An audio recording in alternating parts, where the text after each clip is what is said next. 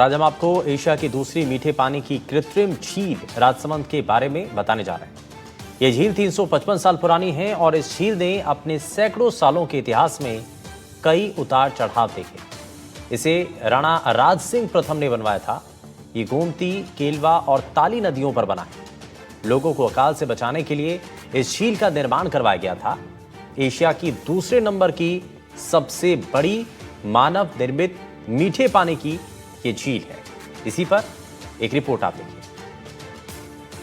पर्यावरण के जो प्रमुख घटक है उनमें सबसे महत्वपूर्ण है जल। जल के बिना कहा जाता है बिन पानी सब सून। हम इस वक्त खड़े हैं राजसमंद की इस झील में, जो एशिया की दूसरी मीठे पानी की कृत्रिम झीलों में शुमार है और कई तरह के करीब 355 साल से अधिक पुरानी यह झील है।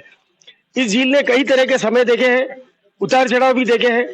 यहाँ तक कि पूरी तरह से ये झील खाली होने तक की नौबत आई है और उसकी भी ये साक्षी रही है। जब ये झील पूरी तरह से खाली हो गई थी तो लाखों लोगों के मन की बात, यानी कि एक तरह से दिल टूट गया था कि ये ऐतिहासिक झील अब देखने कब मिलेगी या फिर कब इसमें पानी आएगा।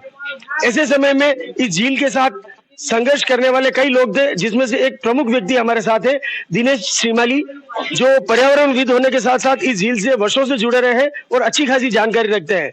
ये करीब 1676 में यह झील बनकर तैयार हुई थी और तत्कालीन मेवाड़ के संस्थापक महाराणा राज सिंह ने इस झील का निर्माण करवाया था।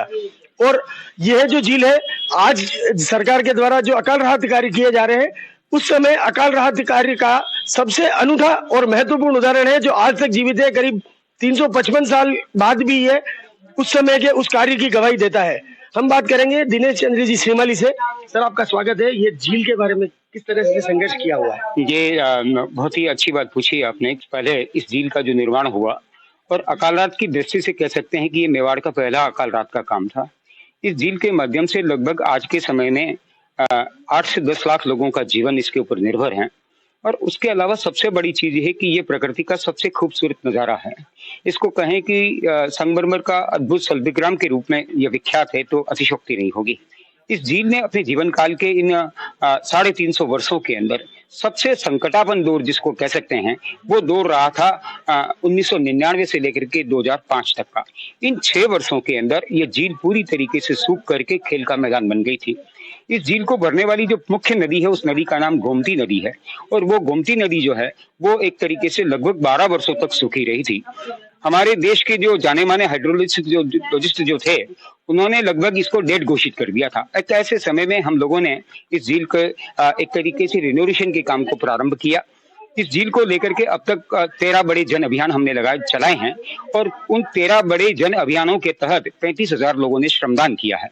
श्रमदान के अलावा इस झील का जो कैचमेंट इलाका जो है, उस इलाके के अंदर लगभग 65 स्थान ऐसे हैं जहां पर कहीं न कहीं अवरोध थे, किसी तरीके का अतिक्रमण था। उन अतिक्रमण को हटाने का काम किया, अवरोधों को हटाने का काम किया। और इससे इतर जो गोमती नदी इस झील को भरने वाली है, उसके अंदर हजारों टन मार्बल स्लरी का जो मलबा है, वो अपशिष्ट उसके अंदर गिर गया था। उस अपशिष्ट को भी हमने रिमूव करने का काम किया। तो मोटे तरीके से हम कह सकते हैं कि ये 13 बड़े जन अभियानों के बाद में यह झील एक लेवल तक निकल करके आई है।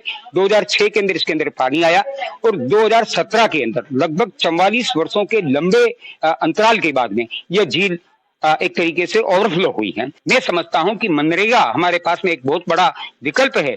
इस विकल्प को मानसून से 1 महीने पहले पूरे राजस्थान के अंदर केवल जल ढांचों के सुधार और उनके संवर्धन की दिशा में लगाया जाए तो कोई कारण नहीं है कि राजस्थान की जो पानी की जो समस्या है, उस समस्या से हम निजात पा सकते हैं। ये थे पर्यावरणविद दिनेश जी श्रीमाली, जिन्होंने जल को लेकर के काम किया है और अच्छा खासा हमें एक दिशा प्रदान की है। तरुण जोशी, एनडीटीवी न्यूज, राजसमंद।